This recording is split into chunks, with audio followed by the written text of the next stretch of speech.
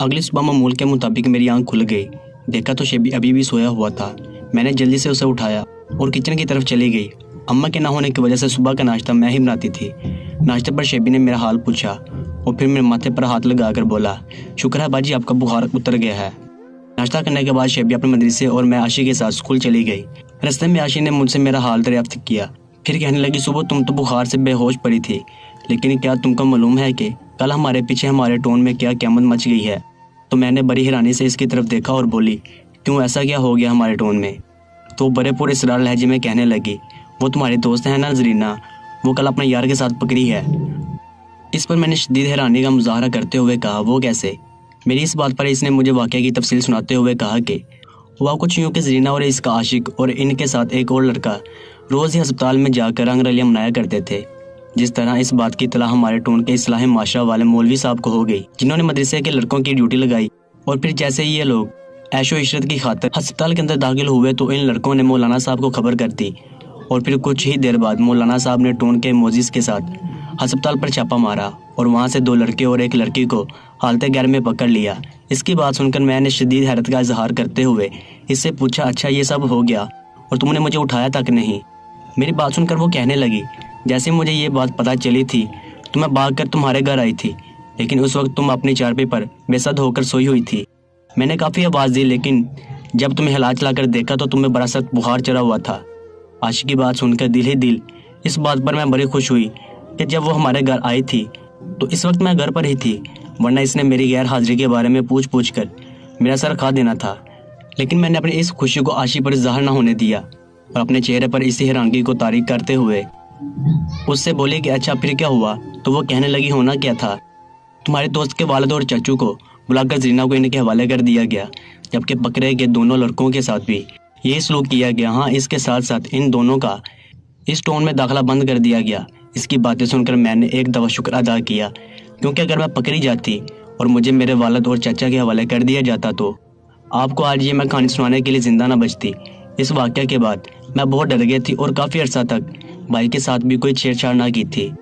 ہاں، عاشق کے کہنے پر 1-2 دفعہ اس کے ساتھ پروگرام ضرور کیا تھا، وہ بھی اس لیے کہ کہیں اس کو شک نہ ہو جائے، لیکن اس کے ساتھ پروگرام کرتے ہوئے مجھے ذرا بھی مزہ نہ آیا تھا۔ کچھ 10-15 دن تک میری یہی حالت رہی۔ پھر ایک دن کی بات ہے کہ کوئی آدھی رات کا وقت ہوگا، اچانک ہی میری آنکھ کھل گئی۔ میں نے دیکھا تو میرا سارا بدن پسینے میں بھرا ہوا تھا۔ ابھی میں اپنے اس طرح جاگنے پر حیران ہو رہی تھی کہ مجھے اپنی شلوار میں گیلے پن کا احساس ہوا۔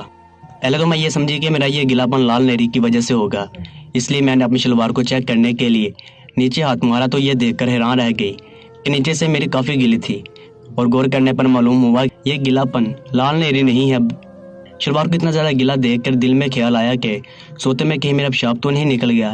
یہ خیال آتے ہی میں نے جلدی سے اپنی شلوار کی گیلی جگہ کو چیک کرنے کے اس پر ہاتھ لگایا تو اس گیلی جگہ پر میری انگلی کو کچھ چپچپاہٹ سی محسوس ہوئی، بلکہ یہ تو میری تتلی سے خارج ہونے والا پانی ہے، اور اس پانی کی وجہ سے میری شلوار بہت زیادہ بھیگی ہوئی تھی۔ اس کا مطلب یہ تھا کہ مجھے بہت بڑا احتلام ہوا تھا، جس کی وجہ سے میری ساری شلوار بھیگ گئی تھی۔ اپنی شلوار کو اتنا زیادہ بھیگا دیکھ کر مجھ پر شوہت کی مستی چڑھنے لگی، اور پھر میں نے بھائی کی طرف دیکھتے ہوئے اپنی شلوار گھٹنوں تک اتار دی، اور اپنی تتلی کے جائزے کی خاطر میں نے اپنی ایک انگلی تتلی کے اندر داخل کی تو یہ دیکھ کر حیران رہ گئی کہ میری تتلی ابھی تک نمی سے بھری ہوئی ہے۔ پھر میں نے اپنی انگلی کو اس نمی سے اچھی طرح تر کر کے باہر نکالا اور اسے اپنی آنکھوں کے سامنے کر کے دیکھنے لگی، لیکن اندھیرا ہونے کی وجہ سے مجھے اپنی انگلی پر لگی ٹھیک سے دکھائی نہ دی، اس لیے میں نے اس انگلی کو اپنی ناک کے سامنے کیا اور اس کو سونگھنے لگی۔ میری تتلی سے برآمد ہونے والے پانی کی بڑی ہی شوہت والی مہک تھی۔ پھر میں نے اس مہک والے رس کا ذائقہ چیک کرنے کی خاطر اپنی زبان باہر کو نکالی اور اپنی انگلی پر پھیرنے لگی تو مجھے پتلے پتلے رس کی ایک باریک سی تہ اپنی انگلی پر لگی محسوس ہوئی، جسے میں نے صاف کر دیا۔ میری تتلی سے نکلنے والے اس پتلے پتلے رس کا ٹیسٹ بہت ہی اچھا اور مزیدار تھا، جسے چاٹ کر میں اور بھی گرم ہو گئی تھی۔ پھر جب میری انگلی پر لگا ہوا سارا رس صاف ہو گیا تو پتہ نہیں کیوں میری نگاہ بھائی کی طرف چلی گئی، جو کہ اس وقت بے سد ہو کر سویا ہوا تھا۔ بھائی کی طرف نظر پڑتے ہی میرا انگ انگ میں ایک مستی سے چھانے لگی۔ چچا میں نے کچھ کرنے سے پہلے کمرے سے باہر جا کر ایک چکر لگایا اور پھر ہر طرف سناٹا سا پا کر واپس کمرے میں آ گئی اور بھائی کو ہلا جلا کر دیکھا تو اسے سوتے ہوئے پایا۔ اب میں نے اس کا ہاتھ پکڑا اور اپنے بٹن پر رکھ دیا، پھر خود ہی اوپر نیچے ہلنے لگی۔ اس طرح بھائی سے مزے لیتے ہوئے میں ایک دفعہ اور خارج ہو گئی۔ اس کے بعد میں نے دوبارہ سے بائی کے ساتھ مست پروگرام شروع کر دیا۔ پھر ایک دن کی بات ہے کہ میں نے بائی کا ہاتھ اپنے برنا گیندوں پر رکھا ہوا تھا اور اسے اپنی گیندوں پر ہولے ہولے مساج کر رہی تھی کہ اچانک مجھے ایسا محسوس ہوا کہ جیسے بائی جاگ رہا ہو۔ اسے چیک کرنے کی خاطر میں نے بائی کا ہاتھ وہاں سے ہٹایا اور اپنی برنا تتلی پر لے آئی اور اس کا ہاتھ پکڑ کر اپنے بٹن پر رکھا اور دھیرے دھیرے ہلنے کے ساتھ ساتھ بڑے غور سے بائی کی بھی نگرانی کرنے لگی۔ وہ بظاہر تو سویا بنا ہوا تھا، لیکن اس کے چہرے کو غور سے دیکھنے پر پتہ چلا کہ بائی کی پتلیاں حرکت کر رہی تھی، جس سے مجھے کنفرم ہو گیا کہ وہ جاگ رہا ہے۔ میں سمجھ تو گئی تھی، لیکن میں نے اس پر کچھ ظاہر نہ ہونے دیا اور روٹین کے مطابق ساتھ اپنا پروگرام بھی جاری رکھا۔ یہ اس سے اگلے دن کی بات ہے، دوپہر کا وقت تھا۔ اسکول سے واپس آ کر میں اور وہ کمرے میں بیٹھے باتیں کر رہے تھے کہ پروگرام کے مطابق اچانک ہی باتوں باتوں میں نے شبی کی آنکھوں میں آنکھیں ڈال کر دیکھا اور کہنے لگی، شبی تم رات کو جاگ رہے تھے نا؟ میری بات سن کر وہ ایک دم سے اچھلا اور اس کے ساتھ ہی اس کے چہرے کا رنگ اڑ گیا اور وہ میری طرف دیکھ کر ہکلاتے ہوئے بولا، جی یہ آپ کیا کہہ رہی ہو باجی، میں تو رات کو سویا ہوا تھا۔ یہ بات کر کے اس نے اپنا سر جھکا لیا اور نیچے کی طرف دیکھنے لگا۔ اس کا انداز دیکھ کر میں سمجھ گئی کہ وہ جھوٹ بول رہا ہے، اور میرے 2-3 بار پوچھنے پر بھی جب اس نے اپنا نام جواب دیا تو میں نے اس کی طرف دیکھتے ہوئے بڑے ہی سخت لہجے میں کہا، سچ سچ بتاؤ ورنہ ابھی الٹے ہاتھ کی دوں گی۔ میری جھجک سن کر بائی کی سیٹی گم ہو گئی اور اس نے بڑی مجنون نظروں سے میری طرف دیکھا اور سر جھکا لیا، لیکن منہ سے کچھ نہ بولا۔ تب میں نے تھوڑے نرم لہجے میں اس سے پوچھا، اچھا میں تم کو کچھ نہیں کہوں گی، بس صرف یہ بتاؤ کہ تم رات کو جاگ رہے تھے نا؟ تو میری بات سن کر اس نے ہاں میں سر ہلا دیا۔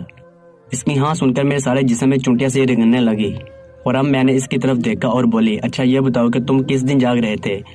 تو اس نے میری طرف دیکھا اور کہنے لگا کہ بہت پہلے سے، اور سر جھکا لیا۔ اب میں نے اس کے جھکے ہوئے سر کو اوپر اٹھایا اور بولی، میری طرف دیکھو یار، میں لڑکی ہو کر نہیں شرما رہی، جبکہ تم لڑکے ہو کر اتنے گھبرا رہے ہو۔ پھر میں نے اسے پکارتے ہوئے کہا کہ چلو شاباش، اب شرمانا چھوڑو اور میری باتوں کا ٹھیک ٹھیک جواب دو۔ تب شبیر نے اپنا سر اٹھایا اور میری طرف دیکھ کر بولا، باجی میں شرما نہیں رہا، مجھے اب سے ڈر لگتا ہے۔ اس کی بات سن کر میں نے اس کی طرف دیکھا اور بولی، آج سے تم میرے بھائی اور دوست ہو، چلو ہاتھ ملاؤ، اور اس کی طرف ہاتھ بڑھا دیا۔ یہ دیکھ کر بھائی نے بھی اپنا ہاتھ آگے بڑھایا اور میرا بڑھا ہوا ہاتھ تھام لیا۔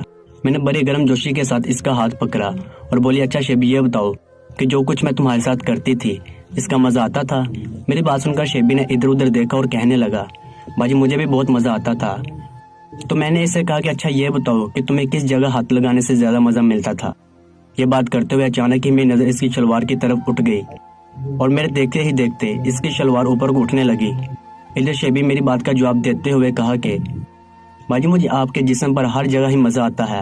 تو میں نے اس کے طوطے کی طرف اشارہ کرتے ہوئے تھوڑا ہنسی اور کہنے لگی، اچھا یہ بتاؤ کہ یہ کس مزے کو یاد کر کے اکڑا ہوا ہے؟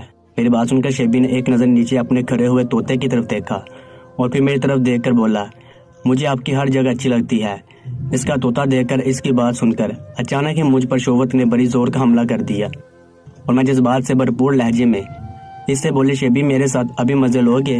میری بات سن کر وہ بڑا حیران ہوا اور ڈرے ڈرے لہجے میں بولا، باجی ابھی تو بہت مشکل ہے کہ سارے گھر والے گھر میں ہی ہیں، دوپہر کا ٹائم ہے، لیکن اس وقت میرے سر پر شہوت سوار ہو چکی تھی، اس لیے میں نے اس سے کہا، تو بتا ابھی مزہ چاہیے کہ نہیں؟ تو وہ بولا، جیسے آپ کی مرضی باجی، اور اچانک اپنے خشک ہونٹوں پر زبان پھیرنے لگا۔ بھائی کو اپنے ہونٹوں پر زبان پھیرتے دیکھ کر میں سمجھ گئی کہ اس کو بھی شہوت چڑھنے لگی تھی۔ میں اس کی ایک ایک حرکت کو نوٹ کرنے کے ساتھ ساتھ دل ہی دل میں سوچ رہی تھی کہ اگر ابھی مزہ لینا ہے تو کہاں لیا جائے۔ سوچتے سوچتے اچانک ہی میرے ذہن میں ایک جگہ آ گئی، اس سے زیادہ محفوظ جگہ نہیں ہو سکتی تھی۔